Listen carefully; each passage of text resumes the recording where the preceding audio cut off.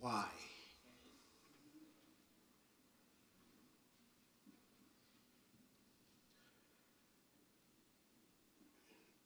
We enjoy in the church the number 3.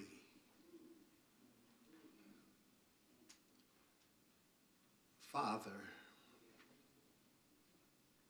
Son, Holy Ghost. Blessed Trinity. But in the church, we have difficulty with those 3 letters. W, H, and Y.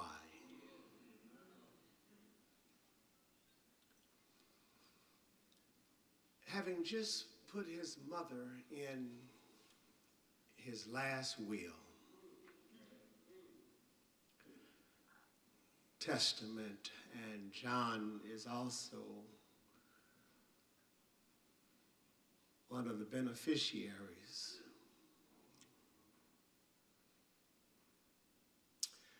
Jesus from the cross asks the question,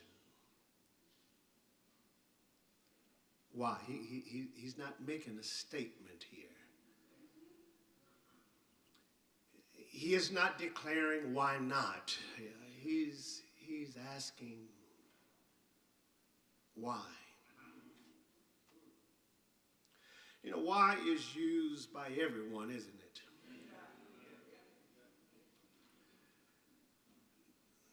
Children learn it early in life. Go to bed. Why?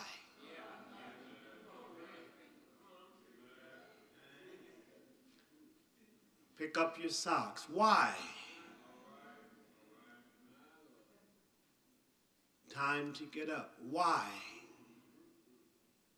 Because you have to go to school. Why? We keep having birthdays. We come to church and learn some Sunday school verses, and we learn that the Lord loves cheerful givers, and we ask, why?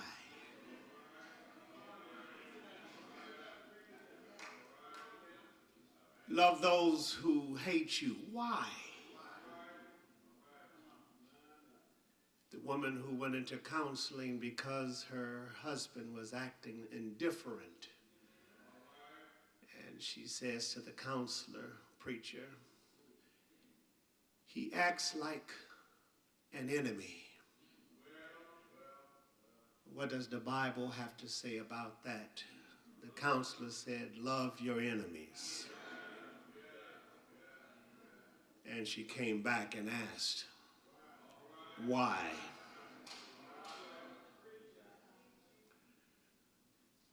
Why do I have to do right when others are doing wrong? Why did the cop pull me over? I was just 30 miles over the speed limit. He never bothered those other people who's going 80 miles over.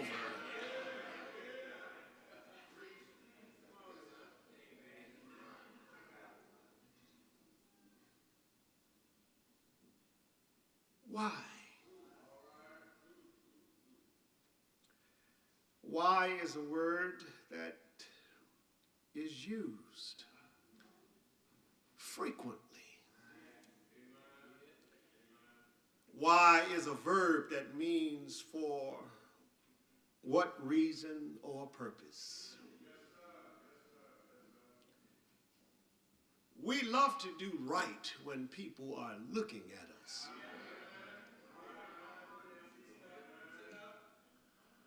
But why should I do right when the lights are out?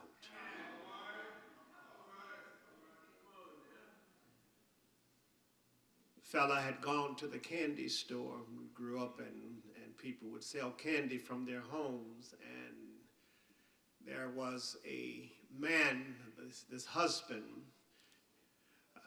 who was half blind.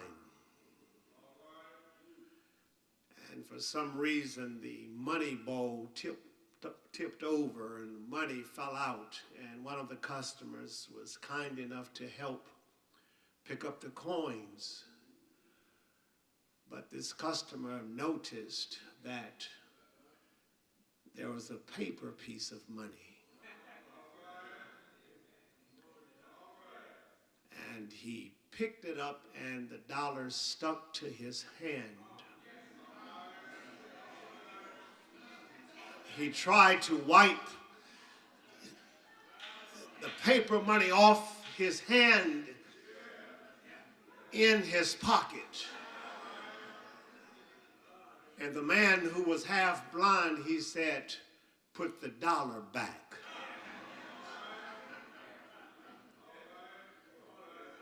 And the customer's response was, "I thought you were blind."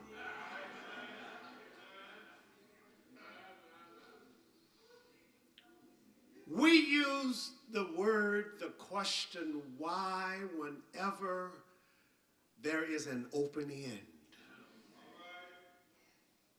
Have you had to deal with any open ends? Have you had to deal with any unresolved murder mysteries? Any issues that were just not explained? And we were all taught, growing up, you don't question God.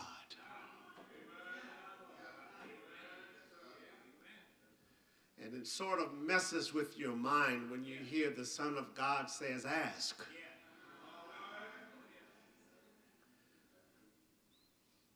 But here is Jesus on the cross,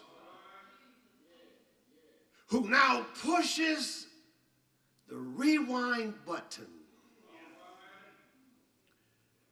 And he looks at the video.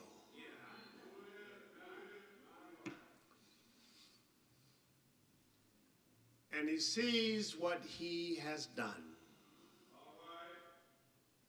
He comes down through 42 generations.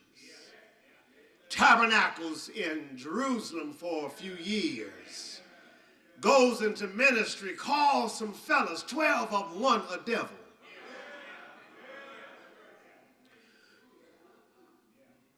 And he gives them an opportunity to walk with him and watch him do miracles, raising the dead, healing the sick, restoring sight to the blind, making the crippled walk. Having compassion on people. Only to have family members who say, I don't believe in you. Only to have close associates who says, dog, I've got your back. One who pulls out a switchblade and says, I'll play Zorro. And he plays Zorro with the ear of a centurion. And Jesus says, hold, what are you doing? I don't need your switchblade. Put that back up.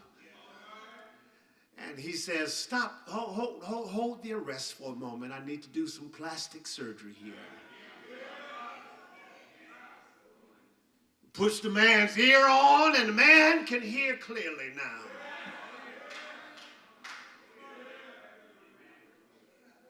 Jesus, who was rejected by his own, you do know he came unto his own.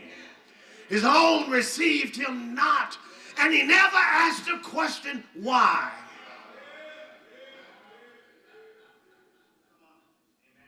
Wedding in Cana of Galilee, they run out of good juice. And Jesus makes a better juice.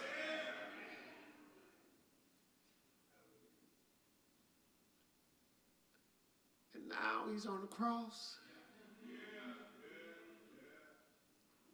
And folk who said, I'll be there with you. Folk who said, I'll never look at my caller ID on you. If you call me, I'll answer. He dealt with some cray-cray.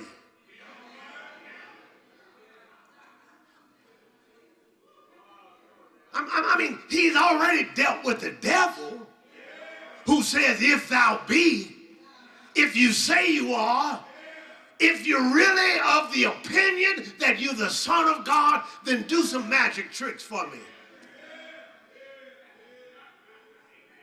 And he never asked why. But now he's on the cross.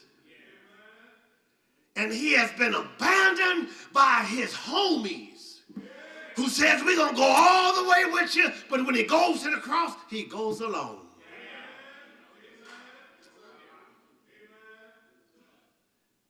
I would imagine somewhat like Job. You remember when everyone was with Job? You know, folk will be with you as long as you got some fish and chips. As long as you're popping, as long as you're treating, they will be there. But a word of caution here, don't run out. Don't give the impression that you're about to go under.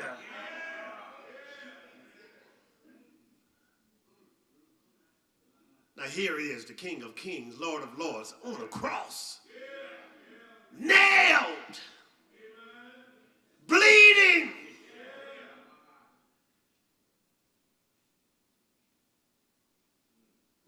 Is that the same fella?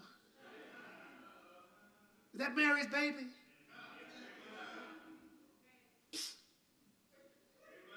Isn't that Ezekiel's wheel in the middle of the wheel?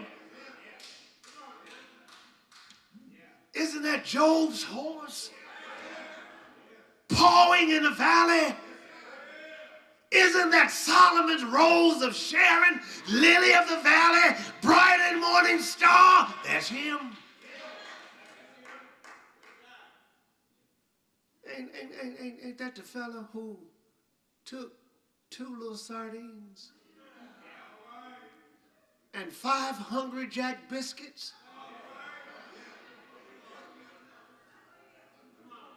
Fed 5,000 men, 15,000 women, and 20,000 children.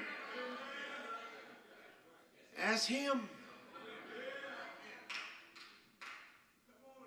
Darkness is on the face of the earth, and Jesus looks around. He has no one.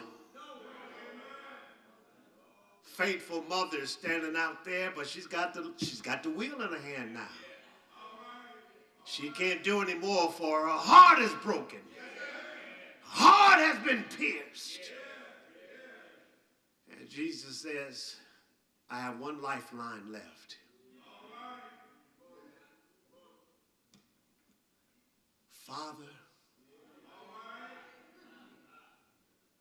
And he goes back and he thinks about all that he has gone through for you and from I.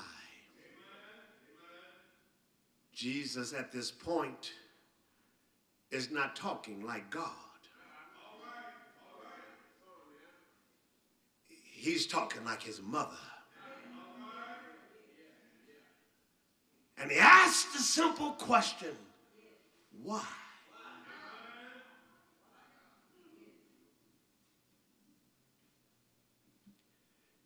The others turned their backs on me.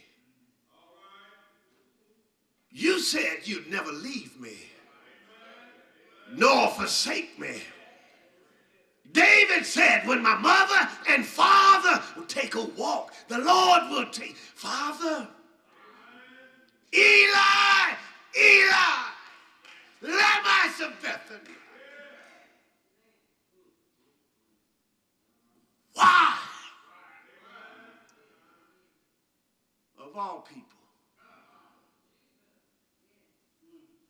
have you forsaken me? I got to sit down. But maybe you've had a cross experience like that. Maybe you've had to ask the question when someone who told you they'd be there walked out on you. Maybe you've had to ask the question when an unforeseen illness or disease found your address. Maybe you've had to ask the question now that you're getting old and feeble. Why?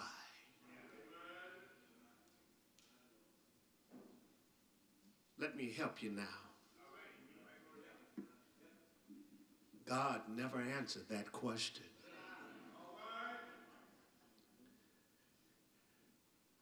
Jesus wants closure, but God is silent. We can handle a whole lot of stuff, but we can't handle the silence of God.